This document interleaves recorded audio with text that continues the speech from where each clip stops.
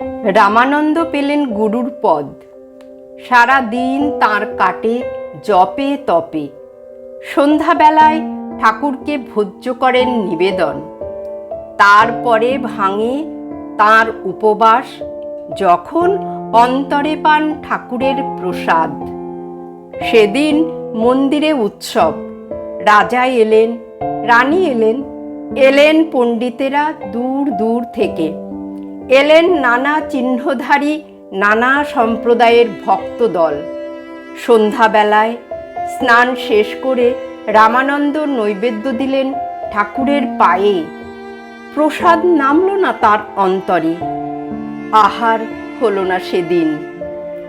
এমনই যখন দুই সন্ধ্যা গেল কেটে, হৃদয় রইল শুষ্ক হয়ে। গুরু বললেন মাটিতে ঠেকিয়ে মাথা, ঠাকুর কি অপরাধ করেছি? ঠাকুর বললেন, আমার বাস কি কেবল বৈকুণ্ঠে?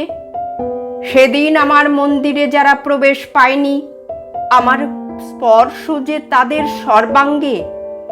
আমারই পাদদক নিয়ে প্রাণ প্রবাহিনী বইছে তাদের শিরায়।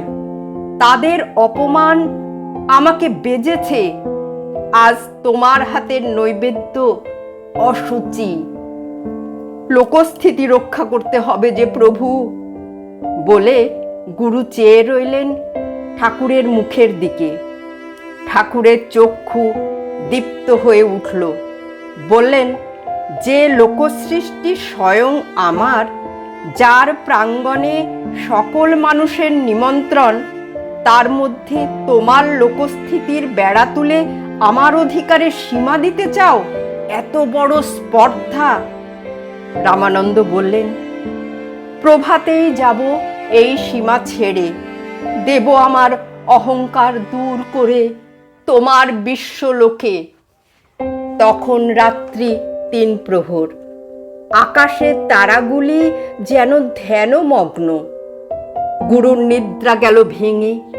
শুনতে পেলেন, সময় হয়েছে, ওঠো, প্রতিজ্ঞা পালন করো। রামানন্দ হাত জোড় করে বললেন, এখনো রাত্রি গভীর, পথ অন্ধকার, পাখিরা নীরব, প্রভাতের অপেক্ষায় আছি। ঠাকুর বললেন, প্রভাত কি রাত্রির অবসানে? যখনই চিত্ত জেগেছে, শুনেছ বাণী, তখনই এসেছে প্রভাত। যাও তোমার ব্রত পালনে। রামানন্দ বাহির হলেন পথে, একাকী। মাথার উপরে জাগে ধ্রুবতারা। পার হয়ে গেলেন নগর, পার হয়ে গেলেন গ্রাম। নদী তীরে শ্মশান, চণ্ডাল শবদাহে ব্যাপৃত। রামানন্দ 2 হাত বাড়িয়ে তাকে নিলেন বক্ষে। সে ভীত হয়ে বললে, প্রভু, আমি চণ্ডাল, নাভা আমার নাম, হেও আমার বৃত্তি, অপরাধী করবেন না আমাকে। গুরু বললেন, অন্তরে আমি মৃত, অচেতন আমি, তাই তোমাকে দেখতে পাইনি এতকাল। তাই তোমাকেই আমার প্রয়োজন, নইলে হবে না মৃতের সৎকার। চললেন গুরু আগিয়ে। ভোরের পাখি উঠল ডেকে, অরুণ আলোয় শুকতারা গেল মিলিয়ে। কবির বসেছেন তার প্রাঙ্গণে, কাপড় বুনছেন আর গান গাইছেন গুনগুন স্বরে।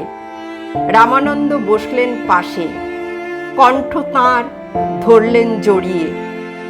কবির ব্যস্ত হয়ে বললেন, প্রভু, জাতিতে আমি মুসলমান, আমি জোলা, নীচ আমার বৃত্তি।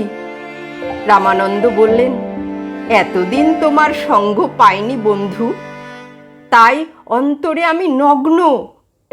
চিত্ত আমার ধুলায় মলিন। আজ আমি পরব সূচিবস্ত্র তোমার হাতে। আমার লজ্জা যাবে দূর হয়ে। শিষ্যেরা খুঁজতে খুঁজতে এলো সেখানে। ধিক্কার দিয়ে বললে, এ কি করলেন প্রভু? রামানন্দ বললেন, আমার ঠাকুরকে এতদিন যেখানে হারিয়েছিলুম, আজ তাকে সেখানে পেয়েছি খুঁজে। সূর্য উঠল আকাশে, আলো এসে পড়ল গুরুর আনন্দিত মুখে।